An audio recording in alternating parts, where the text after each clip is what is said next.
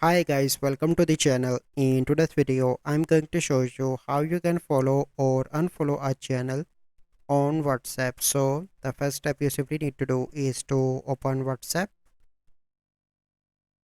Once you open WhatsApp, you simply need to click on updates. So let's suppose I want to follow WhatsApp.